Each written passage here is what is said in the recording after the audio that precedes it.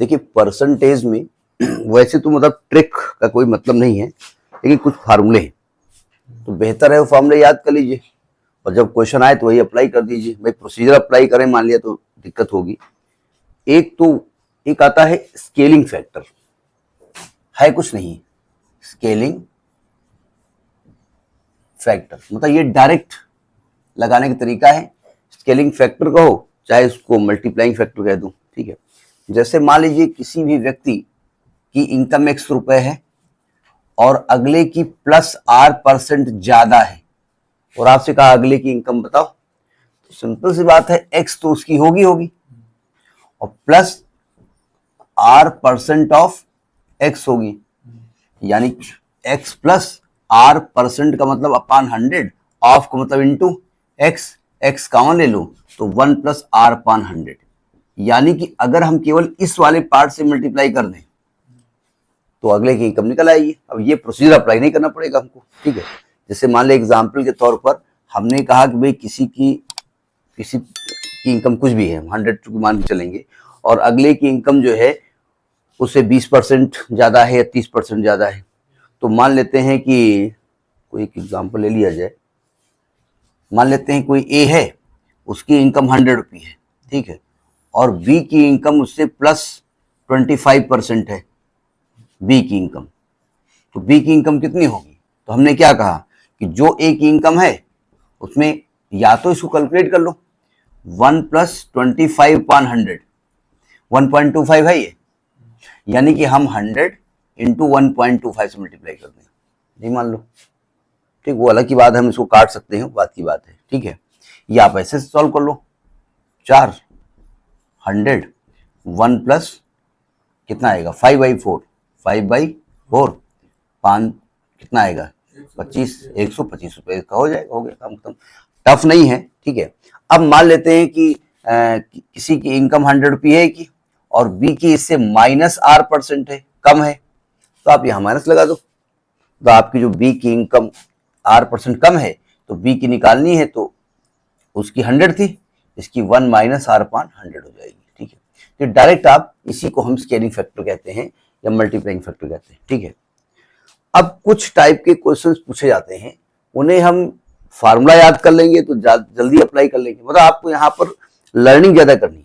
जैसे मैथमेटिक्स का जो प्योर स्टूडेंट होता है, जैसे हम लोग तो मैथमेटिक्स के प्योर हैं, प्योर मतलब बिल्कुल धुआंधार वाले कि भाई 2-2 3-3 बोर्ड खत्म हो जाएंगे तब लास्ट में आंसर छोटा सा आएगा 25, ठीक है। अब यहाँ पर पता चला कि 25 डायरेक्ट केवल सोच के लाना है, नोट करिए ना। अब जरा देखिएगा कुछ फार्मूले हम बता रहे हैं, उन फार्मूलों को याद ही कर लो, ठीक है, लेकिन थोड़ा सा अप्लाई करना, रब करना है। देखो ध्यान से, जैसे मैंने कहा ए की इनकम 100 रुपए है और बी की इनकम उससे 20% कम है, या छोड़ो 80 रुपए है, ठीक है। बी की इनकम 80 रुपए है, ये बी है और बी की इनकम 80 रुपए है, ठीक है। अभी इनकम से याद आया, मैं कहीं सुन रहा था कोई बॉम्बे में चाय वाला है, कोई नहीं, वो किसी ने पूछा कि आप कितना कमा लेते हैं, अरे बोले साहब तनख्वाह ज्यादा नहीं कमा पाते, आप लोग नौकरी वाले आदमी साहब, अब हम तो बस 25-30 हजार बस रोज का कमा लेते हैं। अरे आप तो, पता चला जो पूछ रहा था उसकी सैलरी 25-30 हजार रुपया थी, लेकिन वो टाई लगाए थे, बढ़िया कोट पैंट पहने थे, वो ऐसे छपरी ऐसा लग रहा था। तो यानी कि मैं कह सकता हूं कि जो बी की इनकम है वो 20 रुपए कम है, कितने %, और इसकी 20 रुपए ज्यादा है। तो अगर मैं कहूं कि भाई ए की कितनी ज्यादा है, यानी कि परसेंटेज ऑफ ए, या का लैंग्वेज क्या लिखेंगे, कितनी ज्यादा है, समझ गया ना हम क्या निकालना चाहते हैं। तो कितनी ज्यादा है, जितनी ज्यादा है किससे,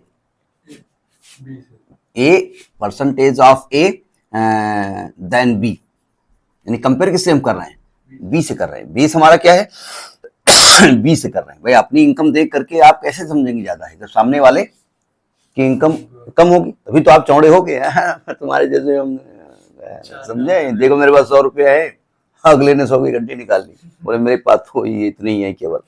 तो बेस जब ये है तो नीचे क्या लिखा जाएगा 80, कितने ज्यादा है 20, परसेंटेज करने के लिए 100, ठीक है।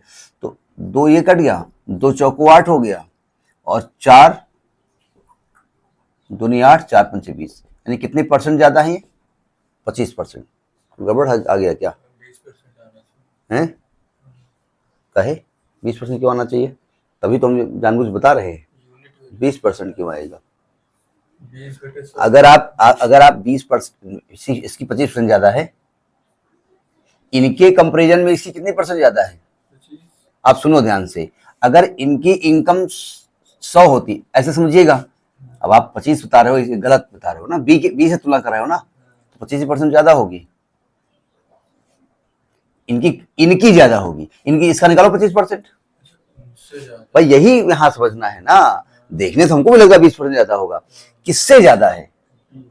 बी से इनकी ज्यादा है। बी की कितनी है 80, इसका 25% कितना होगा? 80 का 25% कितना होगा? 20, और 80 20 जोड़ दो तो इसमें कितने ज्यादा हो गए? 100 हो गए ना। तो आपसे यही कहा गया ना कि ए की बी से जितनी ज्यादा है। अच्छा, यानी कि परसेंटेज ऑफ बी देन ए। अब देखो, आप किससे कंपेयर करना है? आपको ए से कंपेयर करना है, तो बेस कौन हो गया? कंपेरिजन तो इससे करोगे ना, तो अपान क्या लिखोगे? 100। कितनी कम है? 20 रुपए कम है, इंटू 100, कितने रुपए कम है? 20 रुपए कम है, तो 20%।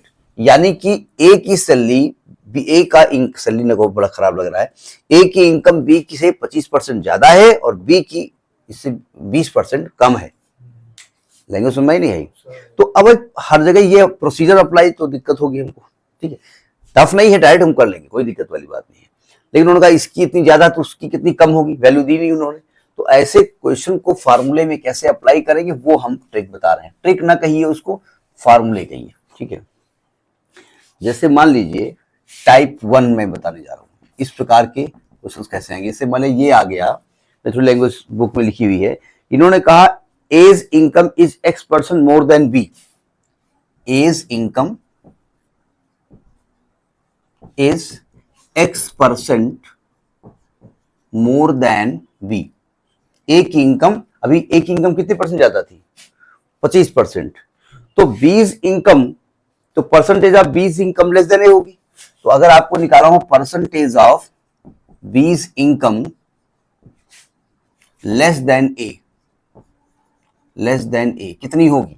इसका फॉर्मूला होता है x upon 100 plus X, x upon 100 plus X into 100%। ये हो गया, ठीक है। ऐसे क्वेश्चन केवल इनकम पे नहीं लागू होते हैं। जैसे उन्होंने कहा कि भाई इस चीज की कीमत उतनी ज्यादा है तो उसका कंजम्पशन उसी परसेंट में कम हो जाएगा। अगर कीमत बढ़ा दोगे तो कंजम्पशन कम हो जाएगा, ठीक है। तो इसमें ये फॉर्मूला भी अप्लाई होता है, यहाँ पर इसमें भी यही अप्लाई होता है कि द प्राइस ऑफ कमोडिटी, मान लेते हैं किसी सामान की price, price of any article, any article increases by X%, increases by X%, by X%। तो अब अगर आप चाहते हैं आपका एक्सपेंडिचर ना बढ़े, इसके लिए भी शर्त है, आपका एक्सपेंडिचर न बढ़े, तो आपको अपना एक्सपेंडिचर कम करना, वो करना पड़ेगा उसका, ठीक, कंजम्पशन कम करना पड़ेगा। तो percentage of reduction in consumption कितना होगा? यही होगा x upon 100 plus X into 100%। लेकिन कब? Well, expenditure remains constant, expenditure खर्चा जो है आपका DITORE इज कांस्टेंट। भाई मान लेते हैं कि आपके पास 5,000 रुपया है, अब 5,000 रुपये में घर का खर्चा चला रहे हैं। अब आप कोई देशभक्त सरकार आ गई, उन्होंने कहा देश के लिए भाई करना है, पूरा सिलेंडर 400 से 1100 करना पड़ेगा क्योंकि देश की सेवा करनी है, तो 1100 का सिलेंडर हो गया। अब 1100 का सिलेंडर हो गया तो या तो आप अपना 5,000 बजट बढ़ाओ, अगर 5,000 बजट नहीं बढ़ाओ तो क्या करोगे? तो चाय कोई आएगा तो चाय गैस पे थोड़ी गर्म करोगे, कैसे बनाओगे? चूल्हे पे क्यों बनाओगे? एक थर्मस लोगे, उसमें पानी डालोगे, चाय डालोगे, चीनी डालोगे, अदरक डालोगे, सब डाल दोगे और बाद में उस आदमी दे दोगे कि साहब थर्मस हिलाओ, खूब कस के हिलाएगा, थर्मस को कस के हिलाएगा, तो क्या होगा, वाटर के मॉलिक्यूल्स, काइनेटिक एनर्जी बढ़ जाएगी, water molecules thermal energy convert हो जाएगी और थर्मल एनर्जी में वो चाय गर्म हो जाएगी और चाय छान के पी लेंगे। तो उससे हमने क्या किया, हमने अपना कंजम्पशन कम कर लिया। कितने परसेंट, इसी परसेंट में। भाई देश की सेवा करनी है, क्या दे है नहीं। अभी हम कल देख रहे थे, किसी ने उसमें डाला था कि प्राइवेट जितने भी ऑथर्स की बुक्स हैं उसमें 30% बढ़ोतरी हो गई है। हमने कहा भाई देश की सेवा करनी है, देश के लिए तो कुछ तो करना पड़ेगा ना। भाई हम दिक्कत, जब देश भक्त हैं हम लोग, बारिश पे चाय का कितना हाँ चाय करिए। तीसरा तरीके का इसमें क्या होता है, उन्होंने कहा मान लेते हैं कि एक रेक्टेंगल की लेंथ हमने बढ़ा दी इतने परसेंट, तो ब्रेथ कितने परसेंट घटाए कि एरिया उसका सेम रहे। यानी इफ शार्प लिखें, एल इन, ऐसे लिखेंगे, L increases by X percent, then breadth decreases by, यही फॉर्मूला लगेगा, X upon 100 plus X into 100%। कब, if area remains constant, if area is constant. ठीक है, तो ये तीन तरीके के कॉन्सेप्ट एक जैसे यूज होते हैं। ठीक है, कौन सा, हाँ। अब मान लीजिए उन्होंने कहा लेंथ 20% हो गई, अब आपने लेंथ को 100 माना और उसके बाद उसको 20% बढ़ाया तो 120 किया। अब पता चला लेंथ आपने x मान ली या 100 मान ली, ठीक है, फिर आपने लेंथ को 20 बढ़ाया, फिर एरिया नई ब्रेथ निकाली, फिर लेंथ पुरानी वाली ब्रेथ से उसको माइनस किया, फिर डिक्रीज इन ब्रेथ निकाला, फिर decrease in breadth upon original breadth into 100, क्या परसेंटेज निकला है, खुश हो गए आप। ये फॉर्मूला लगा लीजिए। ठीक है, ये फॉर्मूला याद किसको करना है, आपको, हमें नहीं याद करना है। ठीक है, हाँ। तो एक तो इस टाइप के क्वेश्चन आते हैं, ठीक है, कि अगर इनकम वाले इतने परसेंट ज्यादा है तो कितने परसेंट कम होंगे। ठीक है, अब जरा एक आध एग्जाम्पल इसका देख लो। एक इसका एग्जाम्पल देख लीजिए। एग्जाम्पल कहता है कि A's income is 50% more than B's income, then what percentage of B's income is less than A's income. तो देखिए यहां पर एक्स कितना दिया हुआ है, 50% मोर है ना, तो बीज इनकम कितना लेस होगी, क्या हमने बताया फॉर्मूला, देखिए यही एक्स है ना, यानी 50 बाई 100 प्लस 50 इंटू 100, यानी 50 इंटू 100 अपान 150, यानी ये कट गया। फिर 5 से काटो इसको, 5 दाम 50, 5 या 15, 100/3, यानी कि 33 सही 1/3% हो गया। ये आंसर आ रहा होगा। ठीक है, जैसे एक और एग्जांपल है कि the price of sugar increases by 25%, by what percent consumption to be curtailed by the housewife so that the expenditure remains the same। चीनी की कीमत बढ़ गई तो हमने चीनी डालना कम कर दिया, बंद कर दिया। ठीक है, समझ में आ गई। इसका क्वेश्चन कैसे लगाएंगे। अब उल्टा कर दो, यहां पर कहा अगर ए की इनकम x% ज्यादा है तो बी की कितनी कम होगी। किसी चीज की कीमत इतने परसेंट बढ़ गई है तो हम अपना यूज कितने परसेंट कम कर लेंगे। भाई कपड़े महंगे हो गए, चड्डी पहन के चलो, लंगोटा पहन चलो, बनियान पहन चलो। हाँ अभी देखो वे कौन हो, एक है अपना ऐसे ही चलती है, पहन लेती है, क्या दिक्कत है। हाँ वो अब नाम नहीं लेंगे, नहीं पता चला कि यूट्यूब वाले कहेंगे आपने नाम कैसे ले लिया। हाँ कॉपीराइट आ जाएगा, तो पता चला कंपनियां बंद हो जाएंगी। कंपनियां पता चला अगर ऐसे ही सब हो जाए तो कोई दिक्कत वाली बात नहीं, हम उस जमाने में लौट जाएंगे जब हम लोग पेड़ पे रहा करते थे। क्या दिक्कत है, तभी तो ऐसे लोग रहते थे। चलो अच्छी बात है। दूसरे तरीके का क्वेश्चन कि अगर हम कहें कि A's income is x% less, नीचे लगा दें चलेगा, लेस देन बी। ठीक है, तो B's income is greater than A, then find percentage of greater than, बस ये चलेगा ना। तो उल्टा कर दो, उसमें क्या हो जाएगा, x अपान, वहां 100 प्लस x कर रहे थे, यहाँ 100 माइनस एक्स करेंगे इंटू 100, हो गया परसेंटेज। अभी जो हम इसके पहला वाला बताया था 80 और 100 वाला, तो यही तो किया था ना, एक में नीचे 80 लिखा था हमने, एक में हमने नीचे 100 लिखा था। यही उल्टा दूसरा फॉर्मूला इसमें यही बनेगा, नेक्स्ट वाला फॉर्मूला यही बनेगा।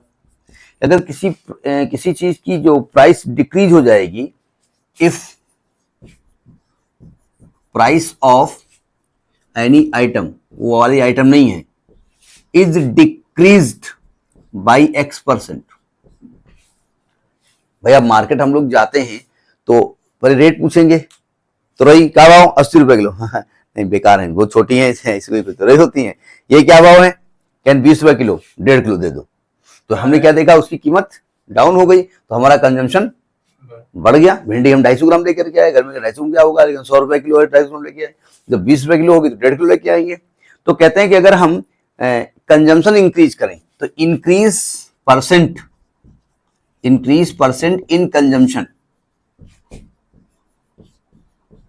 कितना होगा, यही वाला फॉर्मूला लगेगा, x upon 100 minus x into 100। इतना कंजम्पशन इंक्रीज हो जाएगा। कब, अगर आपका एक्सपेंडिचर कांस्टेंट रहे तब, यानी जब एक्सपेंडिचर कांस्टेंट रहे। भाई जैसे होता ना कि बड़े आदमी है, आदमी बड़े होंगे जरूर, लेकिन उनके खर्चे भी देखो ना।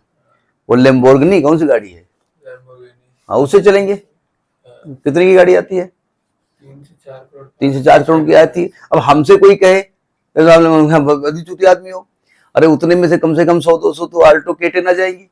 चलोगे तो कम से कम कितने लोग चलोगे, 500-600 लोग चलोगे, पूरा शहर चलेगा साथ में, 4-2 लोग बैठे चूतिया बना रहे हो।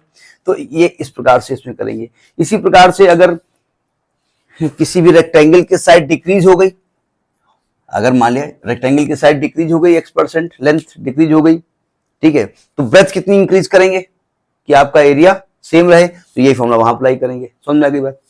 अब एक क्वेश्चन इसका भी ले लेते हैं।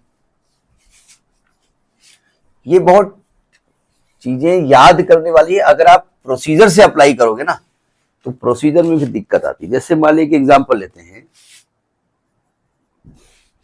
एग्जाम्पल कहता है कि the A's income is 40% less than B's income, यानी यहां B's income and what percentage of B's income is more than A's income. तो यानी कि जो एज इनकम है वो 40% क्या है, लेस है, यानी यहां एक्स क्या हो गया 40%।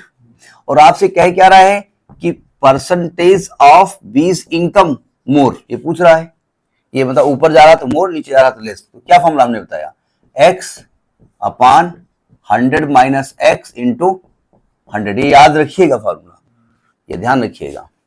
तो 40 अपान 60 इंटू 100, 1 0 से 1 0 कट गया, 2 दूनी 4 हो गया, 2 3 6 हो गया, 200/3 बराबर 66 सही 2/3। इतने परसेंट एक इनकम ज्यादा हो गई, यानी उसकी 40% कम है तो इसकी 66.5%। देखिए ये क्वेश्चन क्यों देते हैं, उन्हें मालूम है, बोले अरे 40% तुम्हारी कम है तो हमारी 40% ज्यादा है। जी नहीं, बेस वैल्यू अलग हो गई ना। आप कंपेयर कर रहे हो एक इनकम से, हम कंपेयर कर रहे हैं बी की इनकम से, तो दोनों में बेस वैल्यू इक्वल डिफरेंस हो जाती है, इसलिए ऐसा करते हैं। ठीक है, अब आगे देखते हैं एक और फार्मूला। मतलब फार्मूला है, अगर आज हो पाएगा तो ठीक है, नहीं तो एक दिन और फॉर्मूले फिर क्वेश्चन देखेंगे। कुछ और एग्जांपल देखिए। कहते हैं अगर मान लेते हैं कि भाई आप किसी चीज की x% इंक्रीमेंट करो, फिर y% इंक्रीमेंट करो, तो टोटल कितना इंक्रीमेंट हुआ। इस प्रकार के इंक्रीमेंट दो तरीके से होते हैं। मतलब जैसे कोई चीज की लेंथ है, आपने 10% इंक्रीज किया, फिर 20% किया, तो मतलब 10% किया, जो आई उसका 20% किया। ये ध्यान रखिएगा। जैसे आप दुकानदार में कभी देखो ऐड आता है, उसमें वो कहते हैं छूट है 50% प्लस 50%। अब आदमी खुश हो गया, लेकिन कितना छूट है 100%। वहां पहुंच गया जाकर के, लेकर 20 रुपया जेब में, 20 रुपये से रिक्शे से लौटाएगा अपना, पैदल ही आ जाएगा अपना।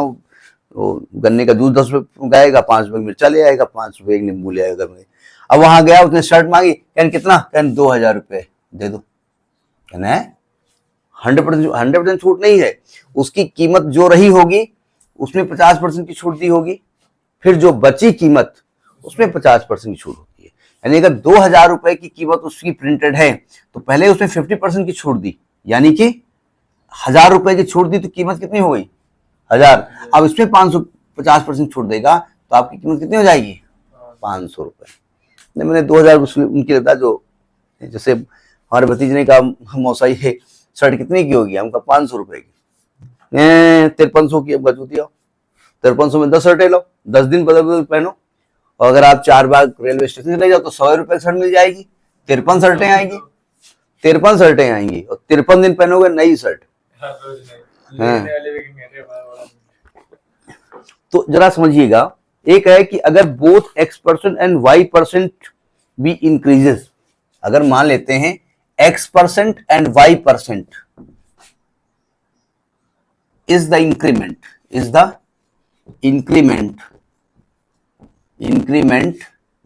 in any article। मतलब जरा समझिएगा भाई, कोई चीनी 100 रुपए किलो थी, अभी है नहीं, हो ही जाएगी, तो देश और तरक्की करेगा तो चीनी बढ़ेगी ना। अब 100 रुपए है, ठीक है, अब 10% बढ़ गई, कीमत कितनी हो गई 110। अब आगे जब बताओगे 10% बढ़ गई तो इसका मतलब 11 रुपए बढ़ेगी ना, 110 की कंपेयर करोगे ना।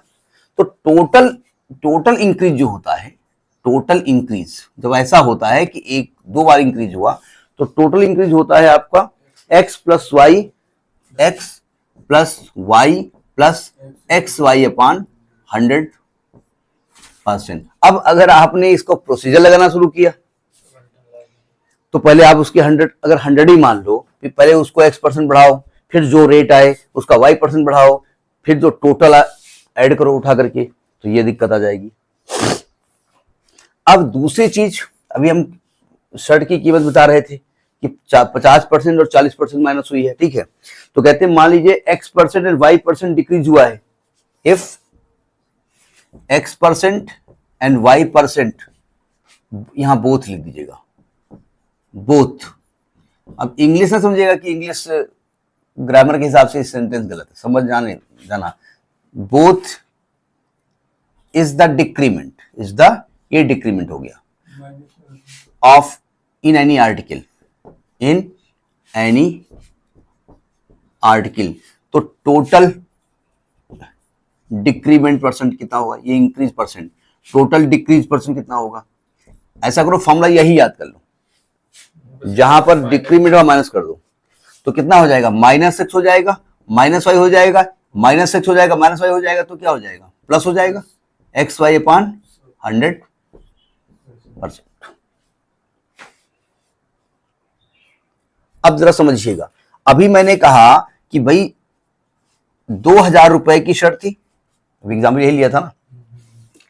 अब आपने इसमें 50% दो बार आपने माइनस किया था, कितने की शर्ट पड़ी थी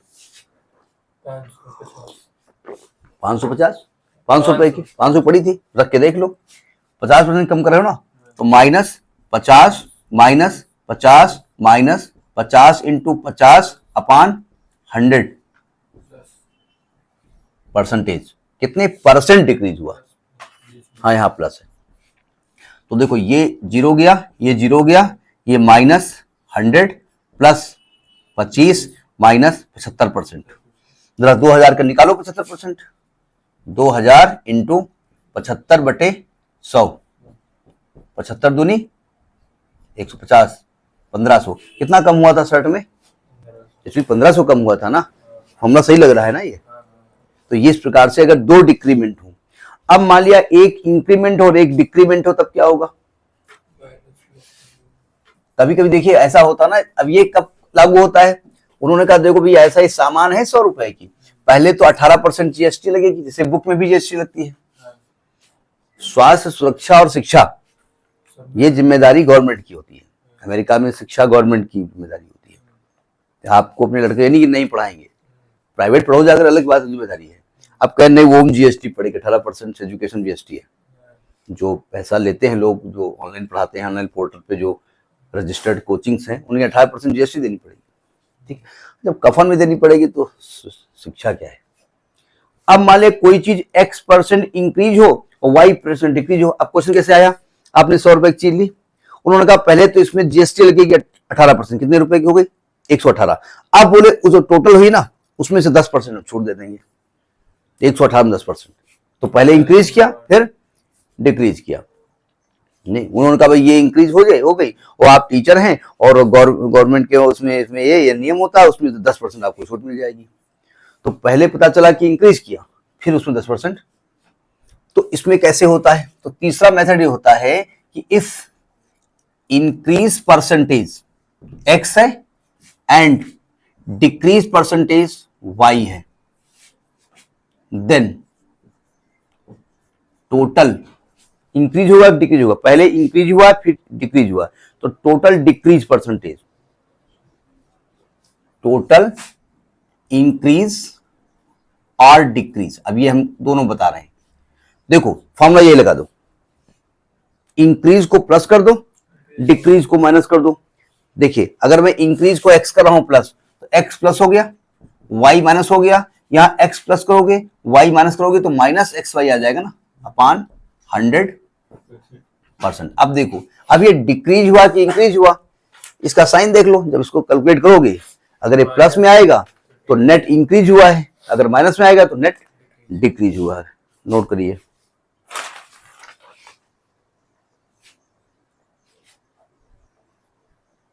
यानी आपको फॉर्मूला ये याद करना है जो पहले वाला बताया था ना, x plus Y plus X Y upon 100%। दो बार इंक्रीज हुआ, दोनों बार डिक्रीज हुआ, एक बार इंक्रीज हुआ, एक बार डिक्रीज हुआ, एक इंक्रीज एक डिक्रीज, तो जो इंक्रीज हो उसको प्लस में लिख दो, जो डिक्रीज हो माइनस लिख दो, अपने आप आ जाएगा। ठीक है, अब एक एग्जांपल ले लेते हैं।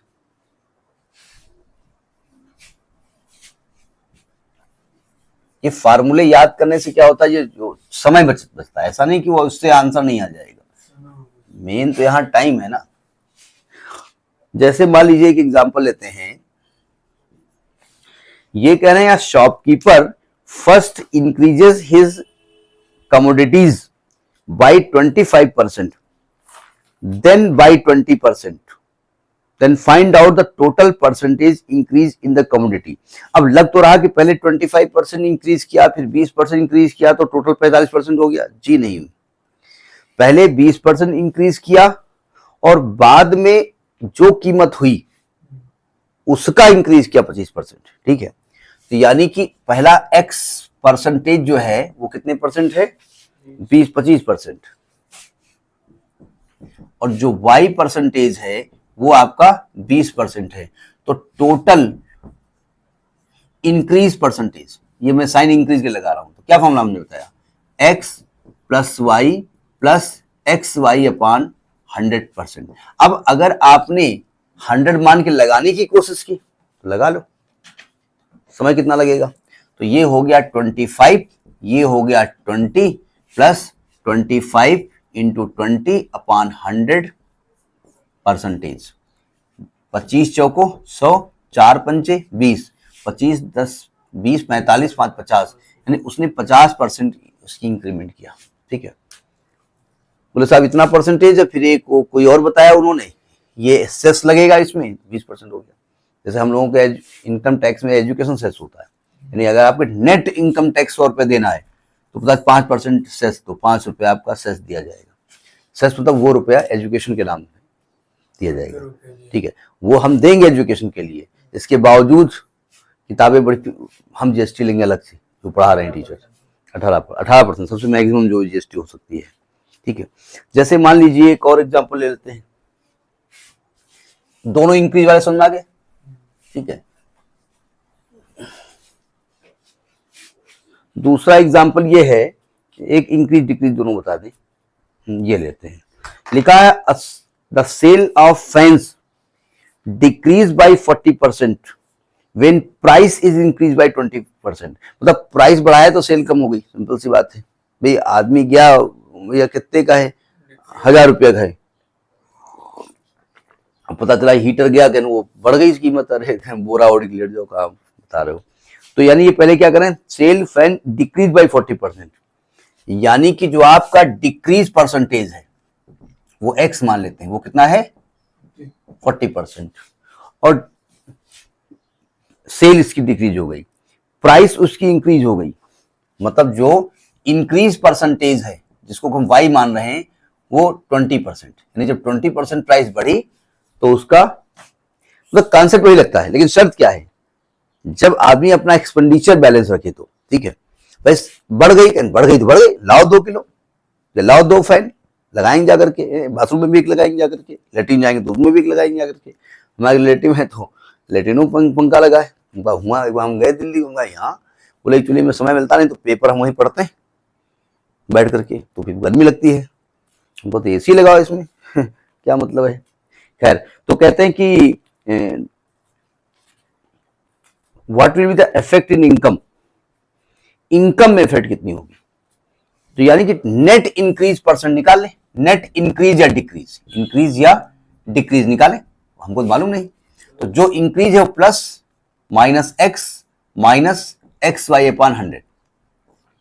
अब नेट इंक्रीज हो रही इनकम या डिक्रीज हो रही है, ये दोनों चीजें हैं, ठीक है, मतलब शॉपकीपर की बात हो रही है ना, शॉपकीपर ने किया है इतने परसेंट घटाया है, और मतलब इतने परसेंट कीमत बढ़ाई है और इतने परसेंट उसकी सेल गिरी है, तो आप देखेंगे उसकी इंक्रीज हो रहा है, क्या हो रहा है, फायदा क्या हो रहा है, तो y कितना हो गया 20 माइनस 40 माइनस 20 इंटू 40 अपॉन 100%, ये कट गया 4 दूनी 8, 20 माइनस 40 माइनस 8 कितना आएगा माइनस 28, माइनस 28 क्या बता रहा है कि उसकी इनकम 28% डिक्रीज हो गई है, अगर ये प्लस में आ जाती तो उसकी इनकम 28% बढ़ जाएगी, मतलब ये जो परसेंटेज है ये डिक्रीज या इंक्रीज का नहीं है, ये परसेंटेज डिक्रीज भी हो सकती है और इंक्रीज भी हो सकती है, ठीक है, तो इस प्रकार के क्वेश्चन भी आते हैं।